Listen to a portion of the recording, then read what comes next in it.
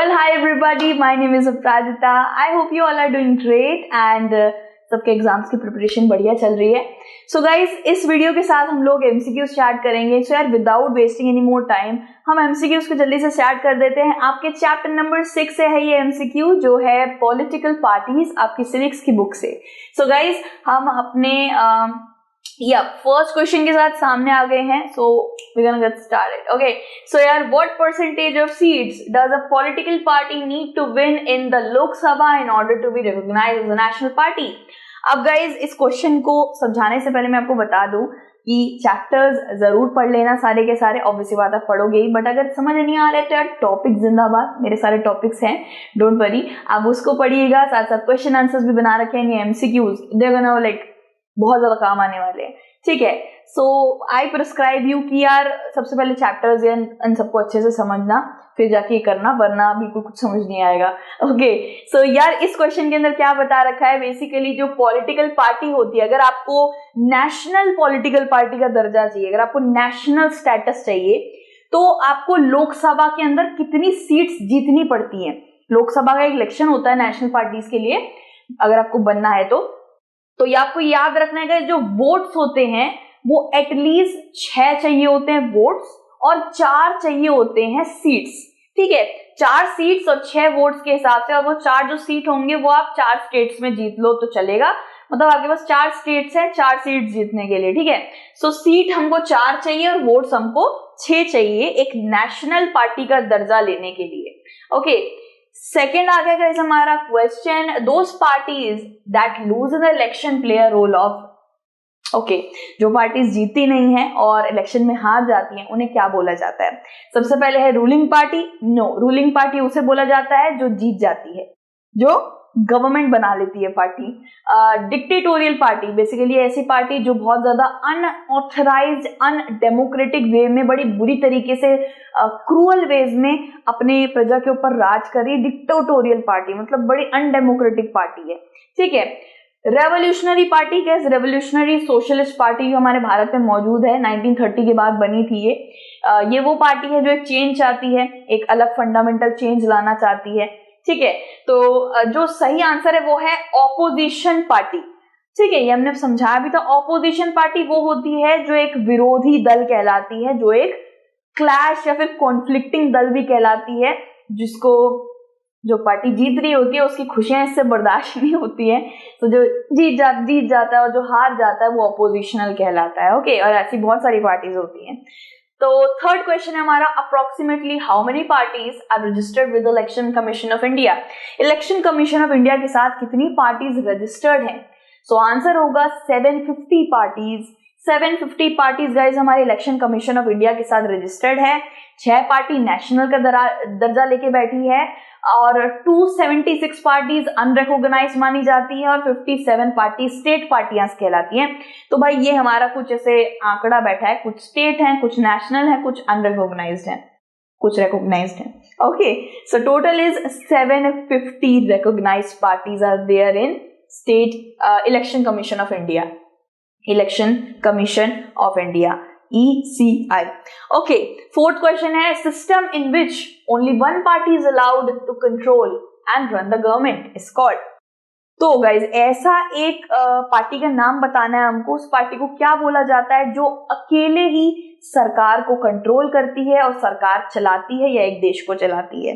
ठीक है, तो बेसिकली देखा जाए यहाँ पे कुछ ऐसे ही सेम टू सेम आपको मिलेंगे, सबको सारा समझा दूंगी, कंफ्यूजन नहीं होनी है. सबसे पहला है single party system. Single party system में क्या होता है, समझ लीजिए एक देश है, एक देश के अंदर सिर्फ एक ही पार्टी मौजूद है, कोई और पार्टी, कोई और विकल्प, कोई ऑप्शन नहीं है, बस एक ही पार्टी है, उसी को वोट दीजिए, उसी को जिताइए. फॉर एग्जांपल नॉर्थ कोरिया के अंदर सिर्फ एक ही पार्टी है, कि मॉन्जू की किम जोंग, जो भी नाम है उसका, तो लोग उसी को वोट करते हैं, कोई चॉइस सामने है नहीं, एंड वही राज करता चला आ रहा है.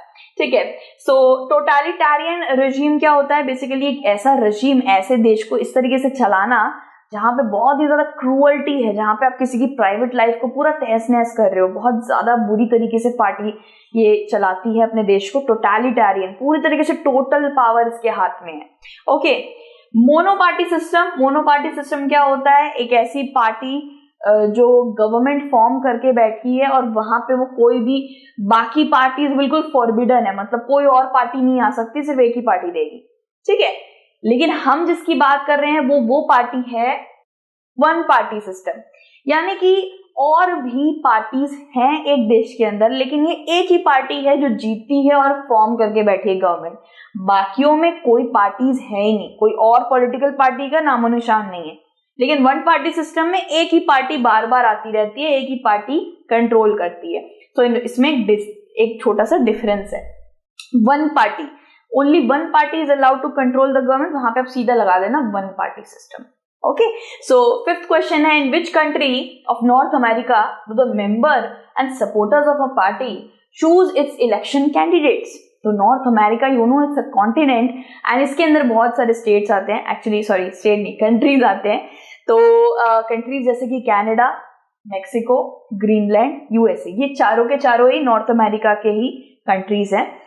सो देखा जाए तो ऐसी कौन सी कंट्री है जहां पे एक कैंडिडेट को इलेक्शन लड़ने के लिए जब भेजा जाता है तो उसे कैसे चूज करा जाता है, उसके सपोर्टर, उसके पार्टी के सपोर्टर और उसके मेंबर ही उसको भेज देते हैं कि हाँ चल तू चला जा लड़ने के लिए। ऐसी कौन सी जगह पे होता है भाई? तो the answer will be USA guys. जैसे हमारे भारत में इलेक्शन लड़ने के लिए वोटिंग होती है, बहुत सारी चीजें होती है, बहुत पैसा वगैरह भी खिलाना पड़ता है, लेकिन यहाँ पे यूएसए में ऐसा है कि एक पॉलिटिकल पार्टी के अंदर जो उसके मेंबर होते हैं, सपोर्टर्स होते हैं, वही एक पर्सन को चूज कर लेते हैं, हाँ भाई तू चला जा, ठीक है। तो ये ऐसा यूएसए में होता है। ओके, फिर सिक्स्थ क्वेश्चन है, rise of political parties is directly linked to the emergence of dash. अब ये थोड़ा सा डिफिकल्ट क्वेश्चन लगेगा।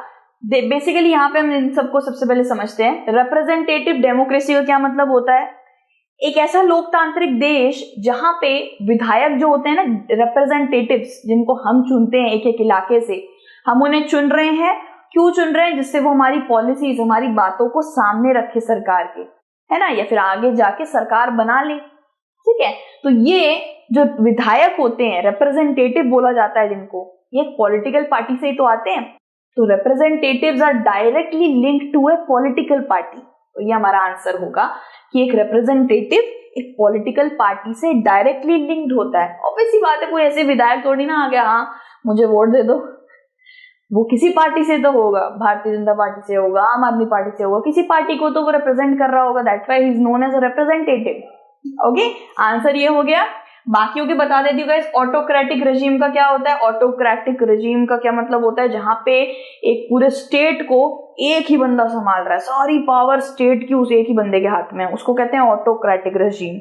कम्युनिस्ट पॉलिटिकल आउटफिट, ये फालतू का यार ऑप्शन है। कम्युनिस्ट पॉलिटिकल आउटफिट मतलब जो कम्युनिस्ट पार्टी के लोग होते हैं ना, वो अलग ही फैशनेबल काले रंग के आउटफिट पहनते हैं। You can take it like that, ठीक है। कंजर्वेटिव स्टेट्स कौन होते हैं? कंजर्वेटिव सोच है भाई तेरी, तो बड़ी कंजर्वेटिव सोच है, ये शब्द सुना है ना। कंजर्वेटिव स्टेट्स वो होते हैं गाइस जिनको अपनी ट्रेडिशनल वैल्यूज को छोड़ना पसंद नहीं है, उसे प्रिजर्व करना, अपनी जड़ों को रखना और उनको डेवलप करना पसंद है, इसलिए उनको कंजर्वेटिव बोला जाता है।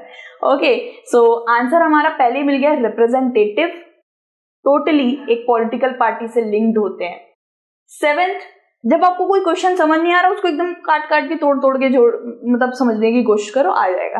ओके, तो क्वेश्चन नंबर 7 है, the political party that runs the government is called. ऐसी सरकार, ऐसी पार्टी जो सरकार बना देती है सीधा, मतलब जो अभी करेंटली बैठी हुई है जैसे भारतीय जनता पार्टी, उसको क्या करार देंगे आप? उसको बोलेंगे रूलिंग पार्टी, ठीक है। मतलब अभी रूल कर रही है ये पार्टी, इसलिए जो पार्टी जीतती है या फिर जो पार्टी करेंटली गवर्नमेंट बना के बैठी है उसे रूलिंग पार्टी बोला जाता है। बाकी ऑपोजिशन पार्टी मैंने बता दिया था, विरोधी दल जो हार जाते हैं इलेक्शन। अथॉरिटेरियन पार्टी किसको बोला जाता है? जिसके पास बहुत सारी अथॉरिटी है, बहुत ज्यादा हाईली सेंट्रलाइज्ड पॉलिटिकल अथॉरिटी उसके हाथ में मौजूद है, ठीक है। ऐसी भी कुछ पार्टीज होती हैं एंड ये इसका मैंने समझा दिया, इसका मतलब क्या होता है। क्वेश्चन नंबर 8 पे पहुंच गए। How many recognised national parties were there in India in the year 2006? 2006 या अभी का भी देख लो, 6 पार्टी ही हैं जो नेशनल पार्टी बन के बैठी हैं। Okay, so you know guys, Indian national Congress, Bharatiya Janata party, Bharatiya Samaj party, Bahujan Samaj party actually, and CPI, right. तो ये सब ऐसे नेशनल पार्टीज हमने पढ़े थे ना। तो टोटल 6 पार्टीज हैं हमारी नेशनल पार्टीज। 2006 की बात हो रही है, तो 2006 का 6 ही लगा देने का। ओके, 9th क्वेश्चन है, elections are mainly fought between. Elections किसके बीच में होते हैं? बॉर्डर के बीच में। तो इलेक्शंस होते हैं यार, ऑब्वियसली बात है, पॉलिटिकल कैंडिडेट्स के बीच में होते हैं। जो पार्टी के कैंडिडेट होते हैं, जो इलेक्शन लड़ने के लिए कैंडिडेट बन के सामने खड़े हैं, वही तो लड़ेंगे बाकी लोगों से। पार्टी के सिंबल मतलब जो सिंबल थोड़ी ना लड़ते हैं, सिंबल तो बनाते हैं हम लोग। सिंबल तो हमको दर्शाते हैं कि भाई झाड़ू हमारा सिंबल है, कमल हमारा सिंबल है। सिंबल थोड़ी ना लड़ते हैं, वो बस रिप्रेजेंटेटिव है। वो सब एक तरीके से मतलब झंडे की शान है। पार्टी सपोर्टर्स नहीं, पार्टी सपोर्टर्स मोर्चे में, स्ट्रगल्स में हेल्प करते हैं, वो नारे वगैरह लगाने में। पॉलिटिकल वर्कर्स का भी यही काम होता है, वो आपको हर तरीके से इलेक्शन में जो चीजें होती है, बहुत सारी चीजें होती है, बैनर वगैरह बहुत कुछ, उसमें हेल्प करते हैं। बट जो इलेक्शन लड़ता है वो मेन कैरेक्टर है पार्टी कैंडिडेट। ओके, ऐसे पॉलिटिकल पार्टी में बहुत सारे कैंडिडेट होते हैं, लेकिन आपको सबको नहीं चुन सकते हैं, एक पर्टिकुलर एक को चुनते हैं। Parties are necessary condition for, ये हमारा 10th क्वेश्चन है। पार्टीज किस लिए किस नेसेसरी कंडीशन को पूरा करती है? तो फर्स्ट है हार्मनी, यानी कि शांति, बिल्कुल समृद्धि बनाने के लिए भारत में। नो, उसके लिए बहुत सारी चीजें हैं। ऑर्डर, क्या पीस या ऑर्डर बनाने के लिए भारत में? नो, वो तो पहले से पीस, ऑर्डर, कॉन्स्टिट्यूशन सब कुछ बन रखा है। Political parties are necessary condition for democracy. Democracy का मतलब है लोकतंत्रता। भारत एक लोकतांत्रिक देश है, मतलब कि लोगों द्वारा चलने वाला देश। लोग अपनी कैंडिडेट को चुनते हैं वोट देकर, और फिर वो आगे जाके सरकार बना के चलाता है। तो वो हमने उसे चुना, तो हमारे चलते सब कुछ हो रहा है। हम नहीं चुनेंगे तो सरकार भी नहीं बनेगी। लेकिन अगर पार्टीज ही नहीं होगी तो हम चुनेंगे किसको? ठीक है, सो हमें पार्टीज की भी जरूरत है डेमोक्रेसी के अंदर। ठीक है, लोकतंत्रता में पार्टीज की जरूरत है। सो बेसिकली एक लोकतांत्रिक देश में यार, अगर जैसे हम लोग एक पॉलिटिकल पार्टी को चुनते हैं, हम चुनेंगे तभी तो वो सरकार बनाएगी आगे जाके। लोकतंत्रता का डेफिनेशन ही तो तब जाके पूरा होगा। अगर पॉलिटिकल पार्टी सामने नहीं रहेगी तो हम चूज किसको करेंगे और कौन सरकार बनाएगा? सो या पॉलिटिकल पार्टी नेसेसरी कंडीशन कौन सी पूरी करती है? डेमोक्रेसी की। ठीक है, सो बेसिकली देखा जाए तो यहाँ पे हमने सारे के सारे क्वेश्चंस कर लिए हैं। 10 out of 10, ये सारे क्वेश्चन सही हैं, बहुत अच्छा लगता है। तो गाइस, यहाँ पे हमारे MCQs हो गए। आई होप आपको इससे मदद मिली होगी। एंड ऐसे ही MCQs, question answers, topics, everything मैंने बना रखा है यार आप सबके लिए। तो मेरे बच्चों को किसी चीज की भी जरूरत हो, जरूर कॉमेंट करना। And best of luck for your exam and God bless you everyone. जय हिंद, बाय बाय।